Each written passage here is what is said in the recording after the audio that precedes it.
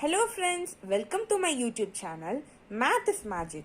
Don't you think math's really a magic?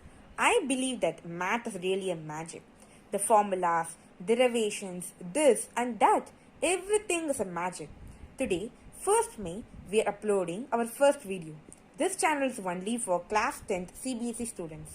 In this channel, we will upload explained and solved maths problems of NCERT class 10.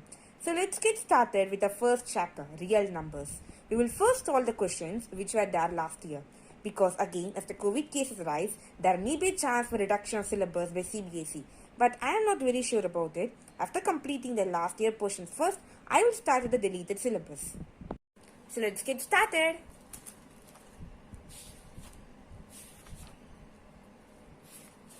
Our first chapter, real numbers. The Euclid division lemma is deleted in the last year. So I will first finish the remaining portions and then I will teach you the Euclid division lemma. Before going on to the exercise 1.2, let's first learn what are the basic concepts in this lesson. That is the introduction to the lesson real numbers. So, what do you mean by natural numbers? Natural numbers is nothing but the numbers 1, 2, 3, 4 and so on. Then what are whole numbers? If we include the 0 in the natural numbers, it is called as whole numbers. It also goes like that 0, 1, 2, 3, 4, 5 till the end. Then what are the integers? Integers is nothing but this set of numbers consists of both plus and minus symbols. That is minus 3, minus 2, minus 1 and including 0. Then what are rational numbers? Rational numbers are the set of numbers which can be explained or written in the form of p by q. That is in the fraction form. Examples 1 by 2, minus 3 by 5, minus 7 by minus 9 and also including 0 by 1. Then what are irrational numbers? Irrational numbers are the set of numbers which are in the root form and which do not have a proper root like a root 2, root 3. Note, root 4 is not an irrational numbers because root 4 is 2. That is 2 into 2 is root 4. So it is not an irrational numbers. Then what are real numbers? The real numbers is a set of numbers which consists all these natural numbers, whole numbers, integers, rational numbers, irrational numbers. All these set of numbers is collectively called as real numbers. Another important concept is what are composite numbers? Composite numbers are nothing but the numbers which are having factors more than 2. For example, 4. 4 has factors more than 2. The number 1, the number 4 itself and the number 2. So it has more than 2 factors. So 4 is a composite number. Exercise 1.1 is deleted fully. So I will start with the second exercise, exercise 1.2. The first question, express each number as a product of its prime factors. The first question of the exercise 1.2 is express each number as a product of its prime factors. So, what are prime factors and what is prime factorization method? We are going to see what is prime factorization method. A small intro. So, let's take for example, how will you write the prime factors of 72 in the form of prime factorization method? So first, 72. Put a box, half box like this, and you need to start with the least number which divides 72. That is, 2 is the least number which divides 72. 36 into 2 is 72. Then again a half box and 18 into 2 is 36. Again half box. 9 into 2 is 18 and again a half box. 3 into 3 is 9. So 72 can be written as 2 in the power of 3 because we have 3 2's. 2 into 3 into 3 in the power of 2 because there is 3 2's. So 3 into 2. This is how we should write a number or how we should express a number in the form of its prime factors. And also to note, in the case of prime factorization method is, we will always stop with the least number. And even sometimes the number can be 17, 13. We are stopping with the number which is not divisible thereafter. I mean the prime numbers. 17 is not divisible in any of the tables. We can only write 17 as 17 into 1 again. And there's the number 1, as we know, will not make any major changes and actually will not make any changes in the number, the prime factor. What will happen then? You can further write 3 that as 3 into 1. So it will become as 72 is equal to 2 into the power of 3 into 3 into the power of 2 into 1.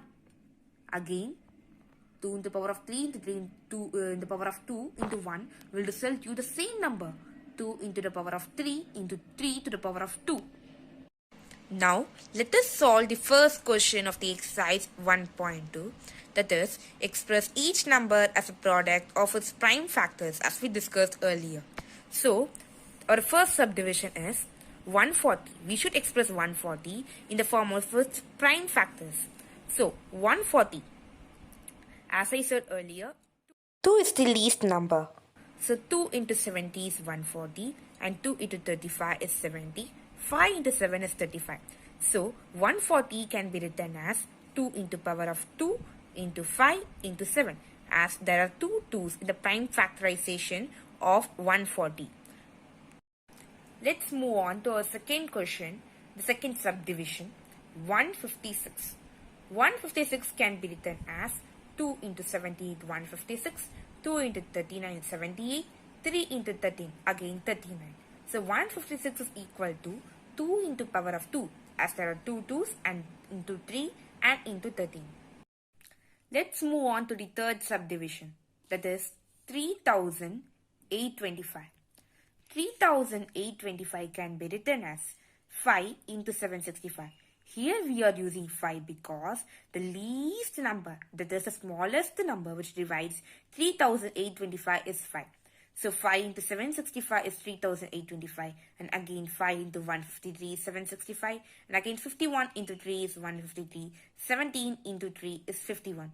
So it can be written as 5 to the power of 2 because 2 5's, and 3 into 3 to the power of 2 because 2 3's, and into 17 because of 117 in the prime factorization of 3825. I hope it is clear to all. Here, the prime factorization method, it is more convenient to first use the smallest number, that is 2, 5, before picking up the largest number, because it is more convenient and easy to solve the sums. Now let's move on to the fourth subdivision, that is 5005. How it can be written? 5005. Again, as I told, 5 is the least number which divides 5005. So 5 into 1001 is 5005, and then 1001 is least. 7 is the least number which divides 1001. So 7 into 143 is 1001. Again, 143 is divisible by 11. So 11 into 13 is 143. Here the prime factorization can be written as 5 into 7 into 11 into 13, as no number repeats again. So there is no power, and all the powers are 1, 1, 1 here. So now the final subdivision of the first question, that is fifth subdivision. The question is 7429. Again 7429. Here we are using 17 because 17 is the least number which divides 7429. 17 into 437 is 7429, and again 19 here. Note the number 19 because 19 is the least number which divides 437, and again 19 into 23 is 437. So the prime factorization 7429 is 17 into 19 into 23, as no number repeats again in this question. Okay, I will meet you with the second question of the exercise 1.2 in my next video. Until then, bye bye friends. Stay home, stay safe and stay healthy, because again the COVID cases are in the top in India.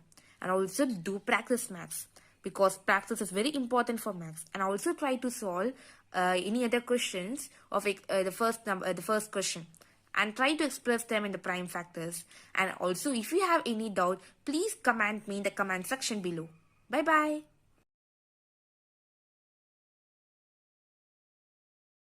Please subscribe to my YouTube channel Math is Magic, and don't forget to hit the bell icon for latest updates.